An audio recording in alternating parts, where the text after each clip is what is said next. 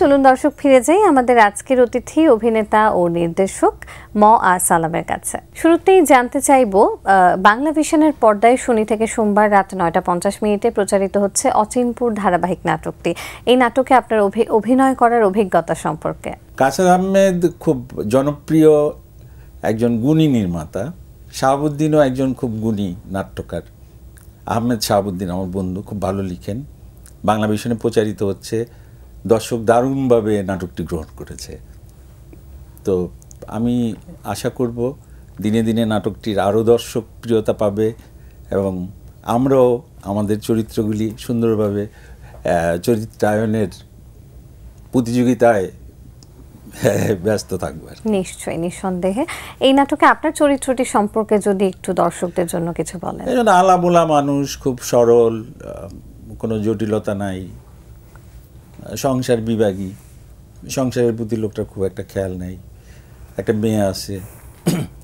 একসময় মানুষটি হয়তো যাত্রা দলে প্রম্পটার ছিলেন, অথবা অভিনয় করতেন, নির্দেশনাও দিতেন, পুঁথি পড়তে পছন্দ করেন, এই রকমের আমার চরিত্রটি।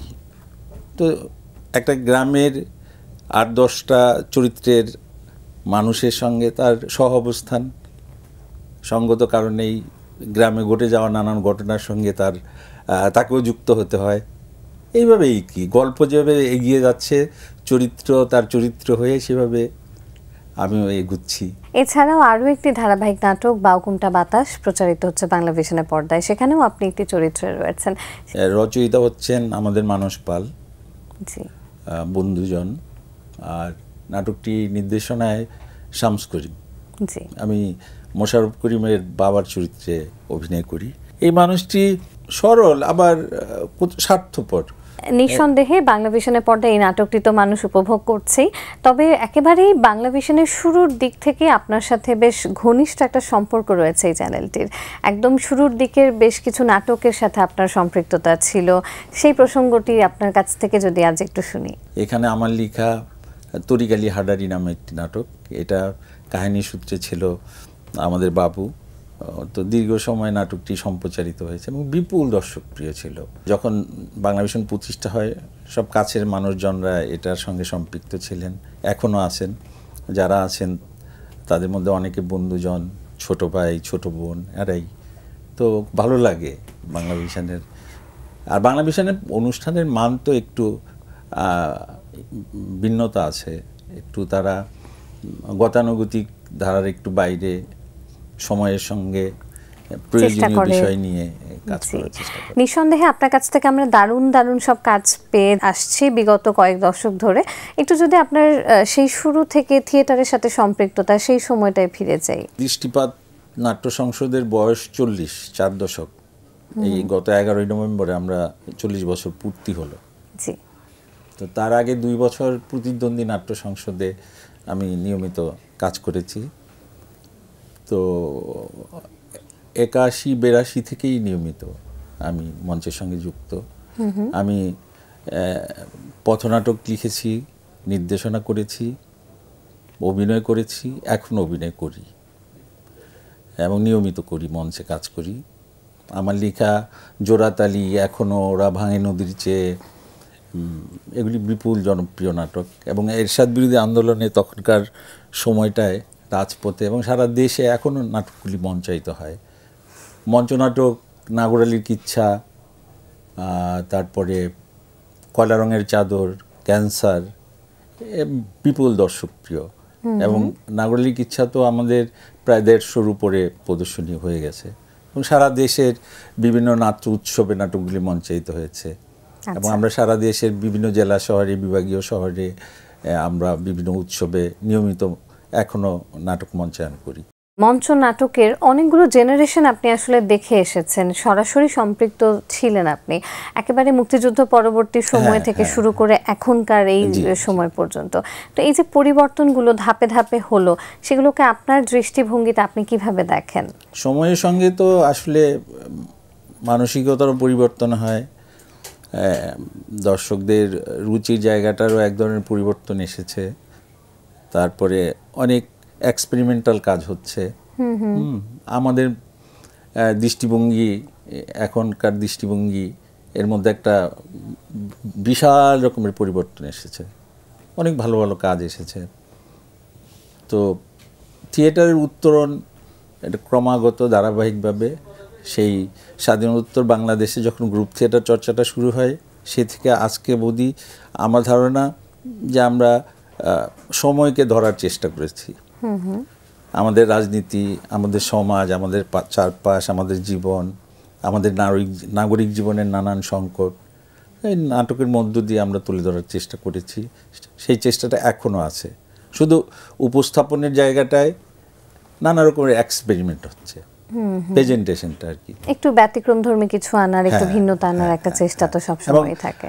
অনেক উত্তরণ ঘটেছে। থিয়েটারের স্বর্ণযুগ কোন সময়কালটাকে আপনি বলবেন ব্যক্তিগতভাবে আপনার জায়গা থেকে? একটা সময়ে সারা দেশেই নাট্যচর্চা ছিল। বাংলাদেশে যতগুলি প্রাইমারি স্কুল আছে এই প্রাথমিক স্কুলগুলিতে বাৎসরিক একটা স্পোর্টস প্রতিযোগিতা হতো, ক্রীড়া প্রতিযোগিতা, এবং ওই দিন অথবা তার পরের দিন একটা নাটক মঞ্চায়িত হতো, এবং ওই বাচ্চাদের নাটকটি ওই দিন এলাকার সবাই উপভোগ করত। পরের দিন ওই এলাকার যুবকদের অভিনীত নাটক মঞ্চায়িত হতো। নানা পেশার, নানান ধরো যে একটা জেলে কৃষক খেটে খাওয়া মানুষ, তারা দেখা যেত রাতের বেলা কুপি জ্বালিয়ে রিহার্সাল করে ওই বাচ্চাদের নাটক যেদিন শেষ হতো তারপর থেকে তাদের নাটকগুলি করতো, ছেলেরাই মেয়ের চরিত্র অভিনয় করতো। আচ্ছা আচ্ছা, সেই চর্চাটা এখন আমাদের নাই, যে কারণে আমি মনে করি যে নাটক নিয়ে আমরা এখন আর সেই পাগলামিটা তৈরি করার যে ক্ষেত্রটি সেটি খুব সংক্ষিপ্ত হয়ে গেছে। বর্তমান প্রজন্মের কাছে এই মঞ্চনাটক বা থিয়েটারটা একটু কম জনপ্রিয় আমরা সবাই বলে থাকি বা আমরা শুনে থাকি। কারণ কি আমরা একটা জটিল সময়ে তো এখন সবাই সবার কেরিয়ার চিন্তা করে। আমরা যেমন আমরা যখন MA পাস করেছি, আমার কথাই ধরি, আমি তখন চাইলেই একটা চাকরি করতে পারতাম, তো সেটা না করে আমাকে চলে আসতে হয়েছিল। আমি শুধুই থিয়েটারটা নিয়ে মেতেছিলাম। আমি একা না, আমার মতে অসংখ্য জন যারা ফুল টাইম থিয়েটারটাই করতো, শুধু নাটকটাই করতো, আর কিচ্ছু না।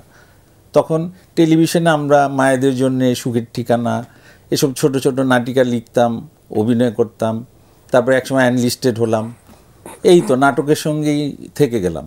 নাটক লিখলাম, নাটক ডিরেকশন করলাম, নাটকে অভিনয় করলাম, মঞ্চে সার্বক্ষণিক সময় দিলাম। এখন বুড়ো হয়ে গেছি, হয়তো যে কোনো সময় চলেও যাব, এই। তবু একটা দায়বদ্ধতা বা দায়িত্বের জায়গা তো থেকেই যায় পরবর্তী প্রজন্মের জন্য, কারণ আপনারাই তো আপনাদেরকেই তো আমরা আসলে অনুসরণ করব, আপনারাই তো আমাদের পথ প্রদর্শক। তো সেই জায়গা থেকে যদি এভাবে বলা যায় যে প্রযুক্তির কারণেই কিছুটা মানুষ থিয়েটার বিমুখী, সেখান থেকে এই প্রযুক্তিকেই ব্যবহার করে থিয়েটারকে কিভাবে আরও বেশি জনপ্রিয় করে তোলা যেতে পারে আপনি মনে করেন? পেশাদারিত্ব আসতে হবে। এখন পুঁজি যদি শিল্পকে নিয়ন্ত্রণ করে, তুমি দেখো টেলিভিশন নাটকগুলিতে ভিউ কার বেশি, তার দাম বেশি, তার সম্মানই বেশি, তোমাদের চ্যানেল সহ সব চ্যানেল তাদের গুরুত্বও বেশি। এটা খুব স্বাভাবিক, কারণ পুঁজি নিয়ন্ত্রণ করছে, তার ভিউতে টাকা আসছে। এবং শিল্প যখন অর্থে নিয়ন্ত্রিত হবে তখন তো শিল্প তার নিজস্বতা হারাবে। শিল্প তো স্বাধীন, শিল্প তো সুন্দর, শিল্প সত্যি। সে যখন কোনো বাইন্ডিংসে পড়ে যায় তখন তো তার নিজস্বতা হারাবেই। আমরা স্বীকার করি না করি, আমরা ওই ভিউর কাছে এবং পুঁজির কাছে শিল্পটা এখন এক ধরনের আটকে গেছি। আর আগামী প্রজন্মকে তোমাকে আনতে হলে পেশাদারিত্বের জায়গাটা স্পষ্ট করতে হবে। থিয়েটার করলে আমার সংসার চলবে, থিয়েটার করলে আমার আর্ন হবে, থিয়েটার করলে রাষ্ট্র, প্রতিবেশী রাষ্ট্র যেমন আর্থিক সহযোগিতা দেয় নাট্যকর্মীদেরকে, আমার রাষ্ট্র আমাকে সেটা দিবে। যদি সেটা নিশ্চিত হই তাইলে আমি ফুল টাইম থিয়েটার করব। আমরা যে পাগলামি নিয়ে থিয়েটার করেছি এই জেনারেশনের মধ্যে সেই পাগলামি নাই, তারা চায় তারকা হব। আমি অমুক দল করি, আমি অমুক থিয়েটারের দল করি, আমাকে রাতারাতি টেলিভিশনে স্টার হতে হবে অথবা ভিউ আর্টিস্ট হতে হবে। এই তো সেই জায়গাটা তো তুমি সত্যিকারের পাগলামিটাকে বাঁচিয়ে রাখা যাবে না। এই যে থিয়েটার, তারপর টিভি নাটক, ধারাবাহিক নাটক, এখন সেই তালিকায় নতুন সংযোজন ওটিটি প্ল্যাটফর্মের ওটিটির সিরিজ। তো সেই বর্তমান সময়ের এই যে জনপ্রিয় মাধ্যম ওটিটি প্ল্যাটফর্ম, সেটাকে আপনি কিভাবে দেখেন? কাজগুলো দেখা হয় কিনা, বা কাজগুলোর সাথে আপনার সম্পৃক্ততার জায়গাটা সম্পর্কে? আমি কাজ করি, আমি বেশ কিছু কাজ করেছি, কিছু কাজের কথাবার্তা চলছে। আমি মনে করি বিশ্বমানের কাজ হয় কিছু কিছু কাজ। সারা আর আলোচনা তো থাকবেই। হ্যাঁ, আলো অন্ধকার, সুন্দর অসুন্দর, ভালো খারাপ, তুমি কাজ করতে গেলে সে পুরোটাই সমালোচনার ঊর্ধ্বে একেবারে মহা কিছু হয়ে যাবে তা না, সমালোচনা থাকবেই কাজে। তো তারপরে আমি মনে করি যে নিঃসন্দেহে ওটিটি একটি ভালো উদ্যোগ, এবং এটির আমি উন্নতি চাই। এর পেশাদারিত্বটা অন্য 5টা মাধ্যমের চেয়ে একটু ভিন্ন। আপনি কোন ধরনের নাটক লিখতে বেশি ভালোবাসেন? ধারাবাহিক নাটক কিংবা একক নাটক? মঞ্চ নাটক থেকেই আমার যাত্রা শুরু, তারপরে লেখালেখির যাত্রাটা। হ্যাঁ, পথনাটক। আর টেলিভিশন নাটকে আমার প্রথম নাটকের নাম হচ্ছে অজান্তে অবশেষে, আর কয়েকটা সিরিয়াল আমার খুব জনপ্রিয় হয়েছিল। খোয়াব, এটা বাংলাদেশের প্রথম মেগা ধারাবাহিক। এরপরেই আব্দুল্লাহ মামুন ভাইয়ের ঢেউ নামে একটি মেগা সিরিয়াল হয়েছিল। তো এর পরবর্তীতে টাট্টুগুড়া নামে একটা সিরিয়াল গেল, তোমাদের এখানে তরিকালি হাডারি, আর সিঙ্গেল নাটকও লেখা হয়েছে অসংখ্য, টেলিফিল্ম লেখা হয়েছে বেশ কিছু। এই তো। আর লিখতে আসলে কি, লেখাটা তো হচ্ছে এখন গল্প ভাবনার জায়গায় পরিবর্তন হয়েছে। আমাদের সময়কার আমরা যেভাবে লেখাকে যেভাবে দেখতাম, একটা সৃষ্টিকে, ধরো কি যে এখন লেখা মানেই একটা গল্প লেখা, কিছু সাদা কাগজকে কালো করা, তা তো না। ওই চরিত্রটি হয়ে ওই চরিত্রের মানুষটির ওই মুহূর্তের তার ভাবনা, তার কথা একটা রাইটার লিখবে। সে লিখবে, হা হা করে হেসে উঠবে, নাহলে হু হু করে কেঁদে দিবে। লেখার সাথে লেখকের অনুভূতিটা একেবারেই মিলেমিশে একাকার হয়ে যায়, তখনই তো সেই লেখাটা সার্থক হয়ে ওঠে, এবং দর্শকদেরও অনুভূতিগুলোকে তখন সেই লেখাটা তুমি যেটা জানতে চেয়েছিলে, আমি সব লেখাই আমার ভালো লাগে। আমি যখন যেটাই মঞ্চে কিংবা পথে কিংবা টেলিভিশন নাটক যেটাই লিখেছি, আমি খুব অনেস্টলি আমার বিষয়টাকে আমার মতো করে, আমার যোগ্যতা, আমি কিন্তু অত তাত্ত্বিক না, আমি খুবই সাধারণ।